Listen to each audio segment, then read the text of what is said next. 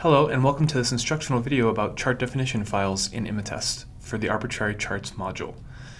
My name is Rob. I'm an imaging science engineer here at Imatest, and in this video I'm going to cover chart definition files, their structure, and what it is they do for Imatest so the Arbitrary Charts module can work correctly.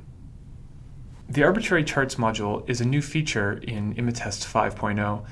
It works a little differently from our other modules in that the charts which it can analyze can be defined by the user.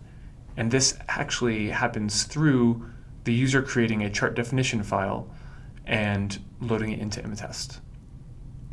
This is the Arbitrary Charts module window, which you'll notice has a pane which prompts the user for a chart design, or more specifically for a chart definition JSON file. Now this is something new that other Imatest modules don't use because other modules are based around charts which either we or standards bodies have designed, which the program already has a built-in knowledge of the layout of.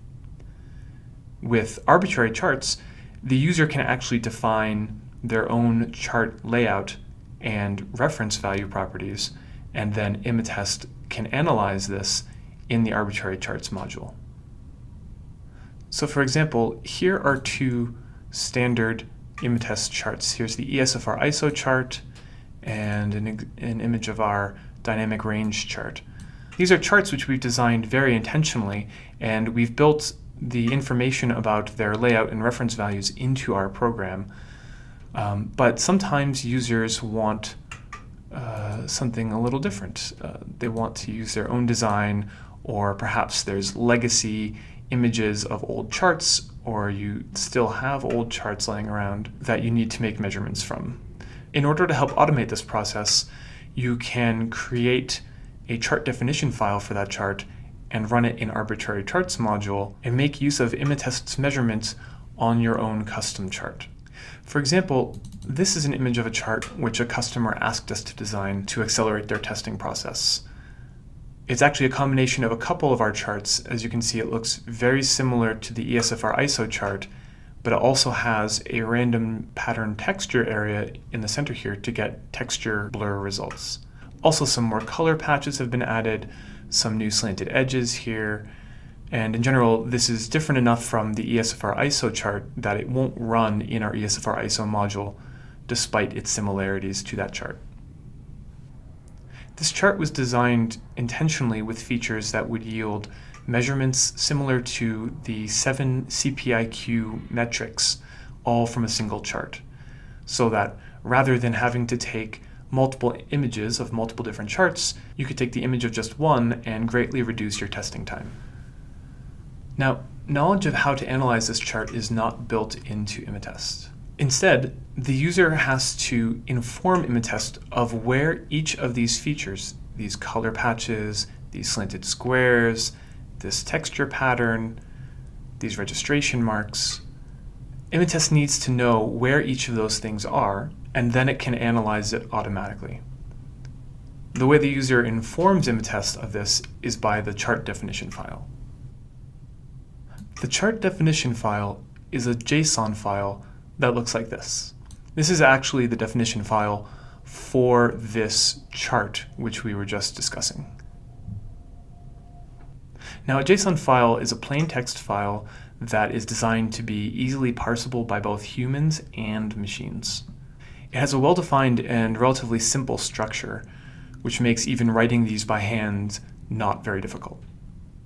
As you can see here, a chart definition JSON simply has some properties which define the chart as a whole, such as the name and information about the background color of the chart and its aspect ratio, which simply describes how wide it is compared to how tall. Then there is a set of features which are essentially any of these things which are drawn on the chart which you want Imatest to analyze. So, for example, we have some reg mark features which describe these registration marks there. There are also some slanted square features which define these slanted squares from which we'll make slanted edge SFR measurements. Each of these features has to contain values which indicate its location on the chart, and its size, and then supplemental information which is often unique to each feature type. Once you have one of these chart definition files created, it tells Imatest everything it needs to know about your chart design, including its layout and its reference values, and you can run it through Imatest 5.0 and automatically get results from these complicated designs, even if you've created them yourself. Now, it doesn't have to be a very complicated design. For example, this is a very simple test chart which would not be able to be automatically analyzed by Imatest except through this module. In such a case, you'd just have to create a chart definition file which indicates the location and size of these 5 slanted squares and 4 registration marks, and it would automatically be able to tell you sharpness results from all of the edges of these slanted squares without having to do them individually in the SFR module.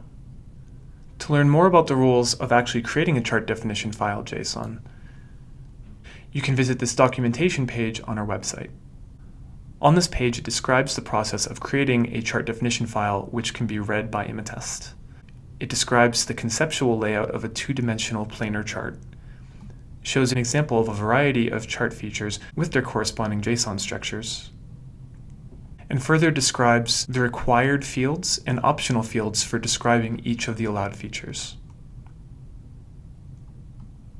We're adding new feature types all the time, so eventually all of the capabilities of other modules in Imatest will be available through Arbitrary Charts. In a following video, I will describe the process of creating one of these chart definition files by hand.